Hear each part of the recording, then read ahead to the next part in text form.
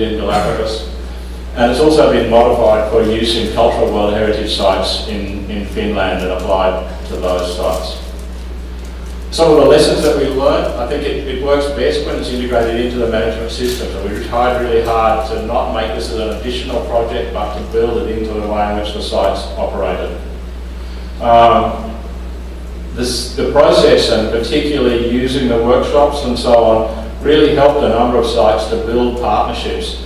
We went to some sites, particularly some of the sites in Latin America. We would get people in the workshop. They'd been working in the same World Heritage site maybe for 5 or 6 years, and they'd never talked to each other. So actually bringing those coalitions together was really powerful in terms of not only improving the data for the assessment, but also in building ongoing collaborations between some of these groups.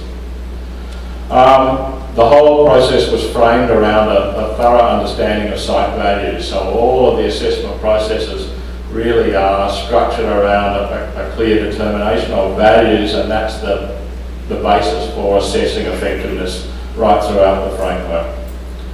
And the other thing we learned is it can really help a lot with management planning. A number of the sites, like Sangha National Park in Ecuador, at the end of the initial assessment said, well, what we really learned out of this is we need to go back and look at our management plan and build the management plan around some of the lessons that we've learned.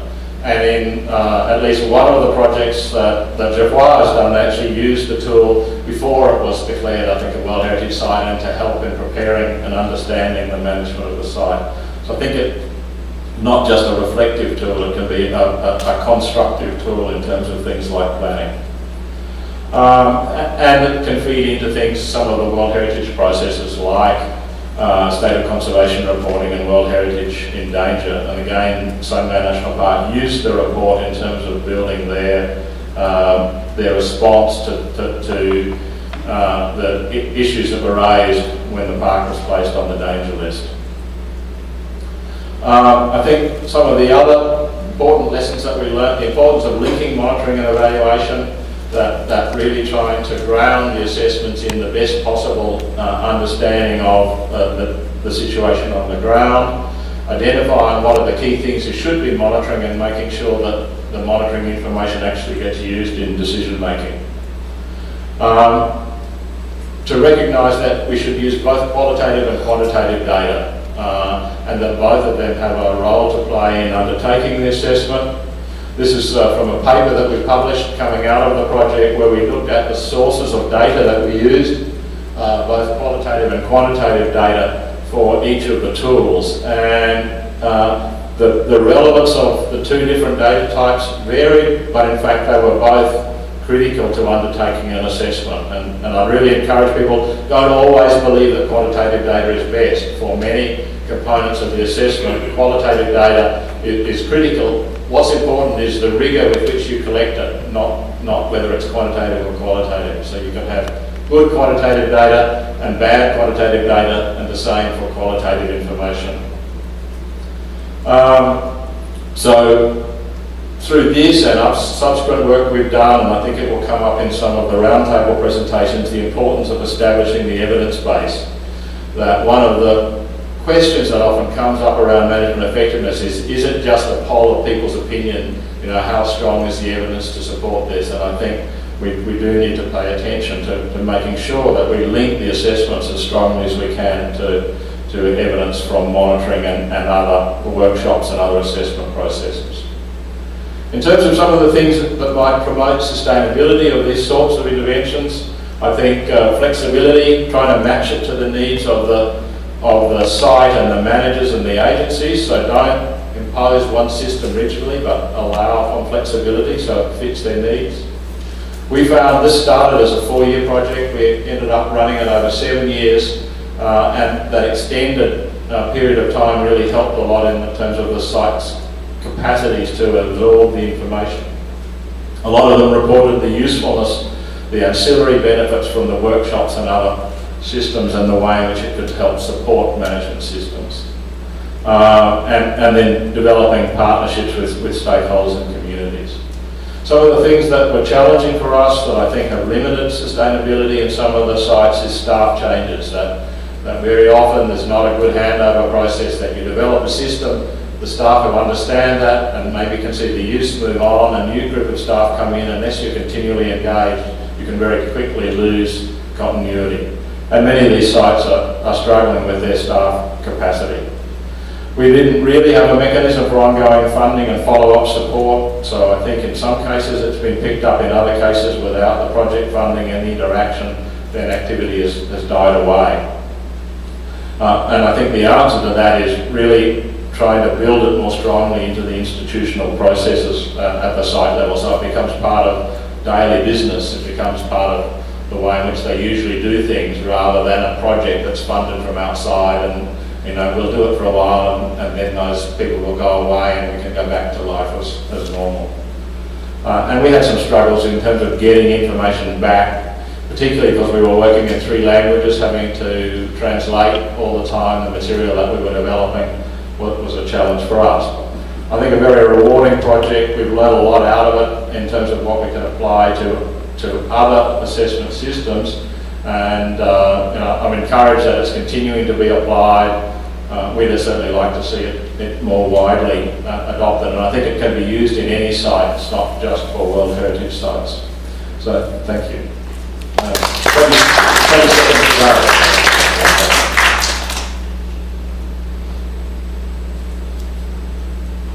Thanks, Mark. I'm now going to talk about the State of the Parks program. And this State of the Parks is really just our name for a management effectiveness evaluation program. And I'm going to focus mostly on the Victorian situation, the state of Victoria, but New South Wales and Victoria have done very similar approaches called State of the Parks, and we've been working very closely over the last couple of years, particularly with Mark, to come up with a consistent program as much as possible. Just put it in context, Parks Victoria has a pretty complicated parks network.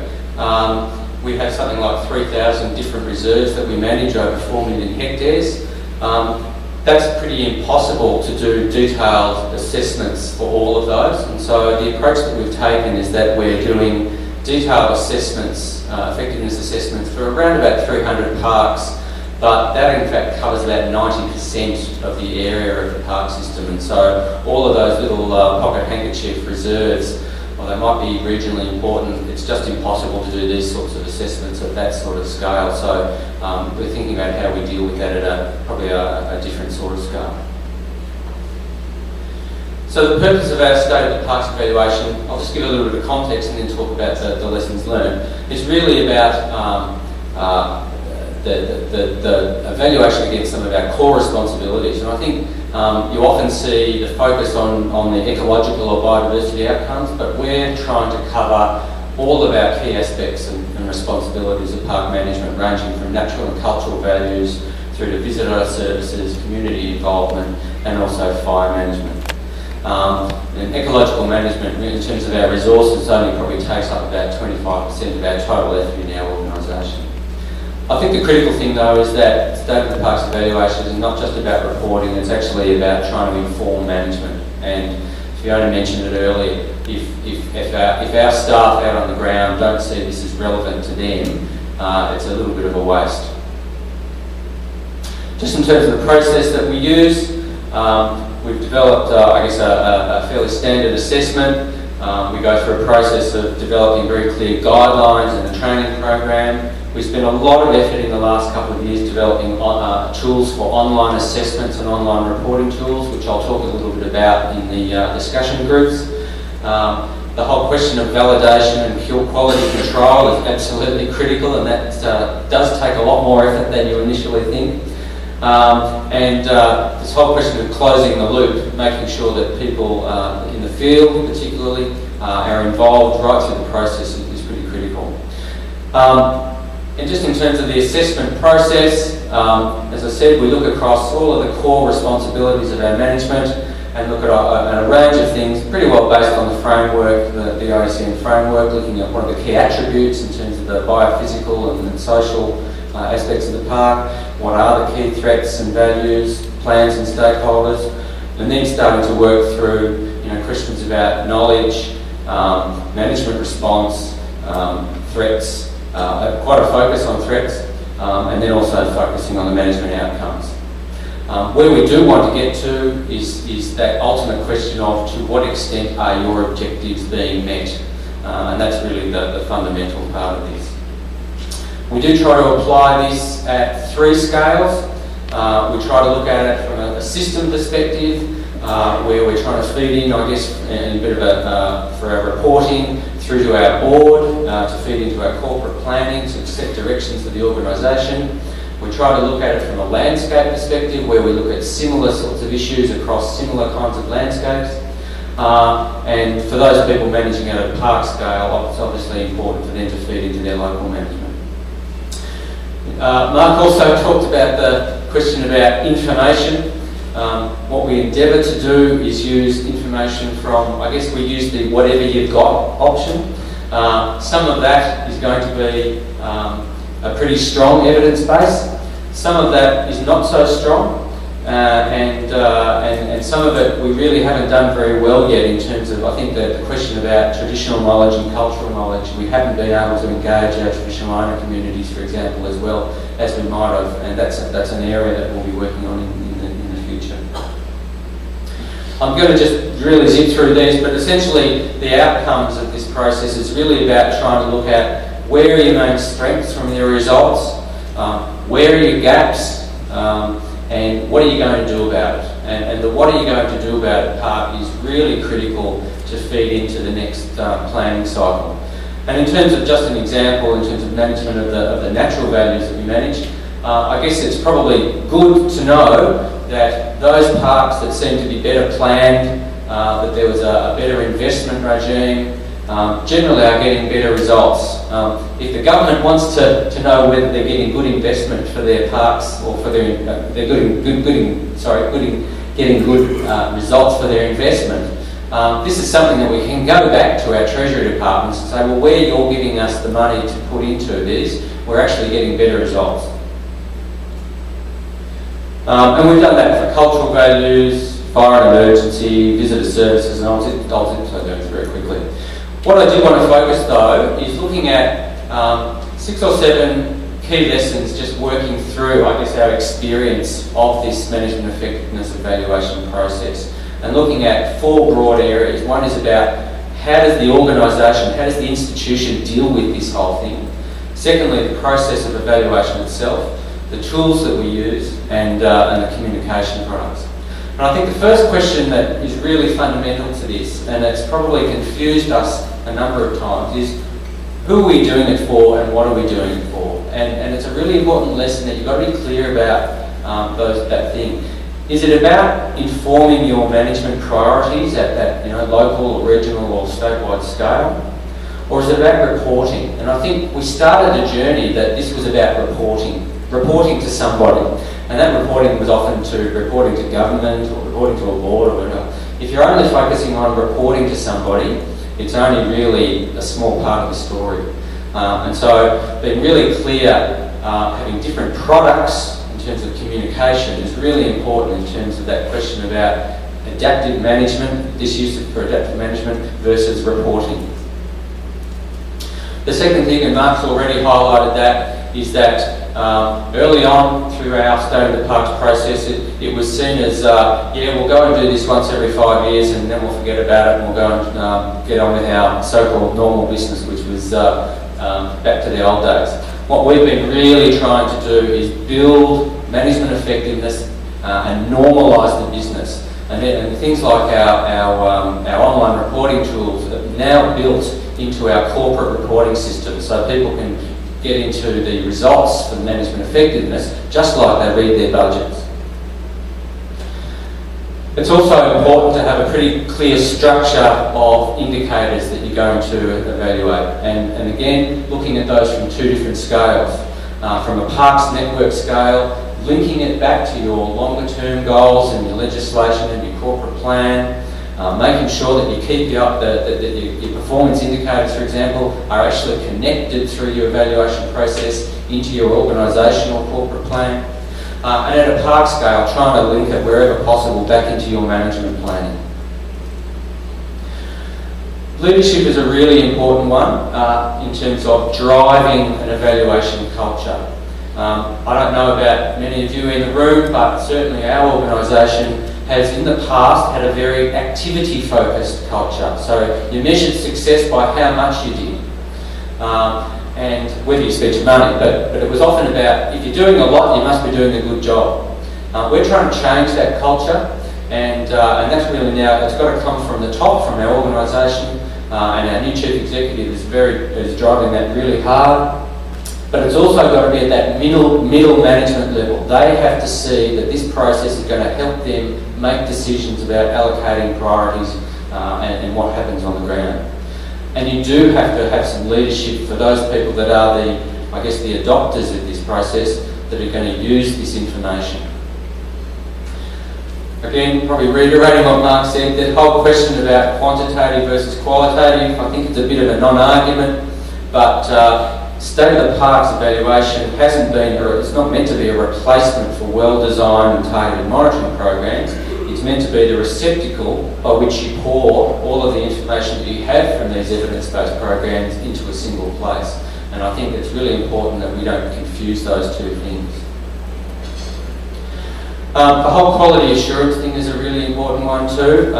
We found that interpretation of particular questions, definitions are absolutely critical, and so a whole training program in preparing staff and managers for what do we mean by the questions that we're asking is really fundamental.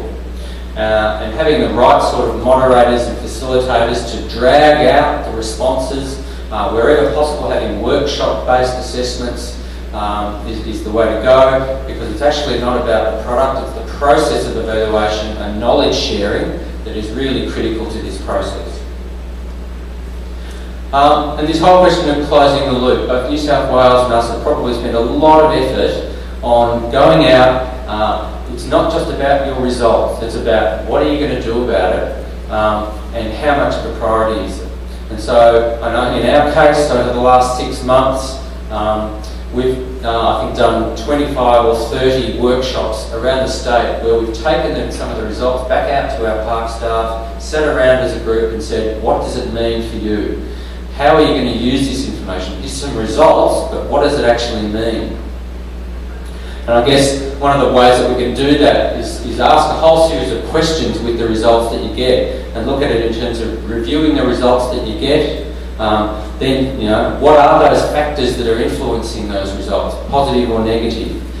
Is a response actually needed, or is it actually a relatively low priority and we're already dealing with it? Or is it an emerging issue that we need to be watching very carefully? And then, what is the response? Is it about knowledge gaps? Do we need to improve our planning or our management practices? Do we need to use this information to build a budget bid for a completely new program? So there's a whole range of different sorts of responses that you can use. And communication of results is also one of those really important things. But and when you're communicating, it's all about the context. So the question is, when you look at our results, do you want to look at it from a half glass full, or do you want to look at it from a half glass empty? And it depends on which angle you're looking at those results that you can interpret very clearly. And so you really need to look at what sort of evidence was the basis for the assessment. Was it actually within your management control, or was it due to external factors? What's a good result? Sounds easy, but if it's about the condition of a conservation target, yes, it might be clear about what's a good result, but sometimes it's not.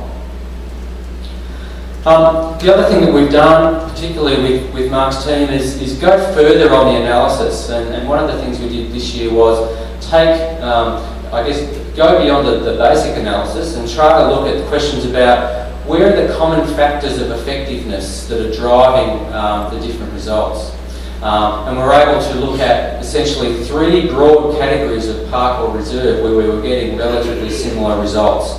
So there's an opportunity to really tease out, through better analysis such as factor analysis, the driving factors behind effectiveness scores. And communication is really important. And this is just an example that we used at when we had our senior executive workshop, where we used the management effectiveness framework and used some of the results to try to start, I guess, in a relatively simple way, trying to tell with the executive what's working, how are we going well. So the green is, in this particular case, understanding what we manage. We're going pretty well on that. But when we noted that there were some obvious gaps in our planning and our systems and processes. We were doing a lot, delivery of outputs, we were going really well, but in terms of achievement of outcomes, not quite so much. So there's a range of communication tools that you can explain on this. And as I said, we'll talk about it at the small discussion groups, but we've spent a lot of time on trying to develop online tools, both to enter the information, but also report back in an automated way. The other thing is that graphs and charts often confuse people. Particularly the non-scientists. If you can present your results in a sort of a map or spatial sense, these sorts of ways to present data can actually be really useful, particularly for field staff. And I guess the last one is this is very much a learning process. We are evolving this whole management effectiveness program, and so feedback from the people that are using the information. With the whole purpose of improving the basis of the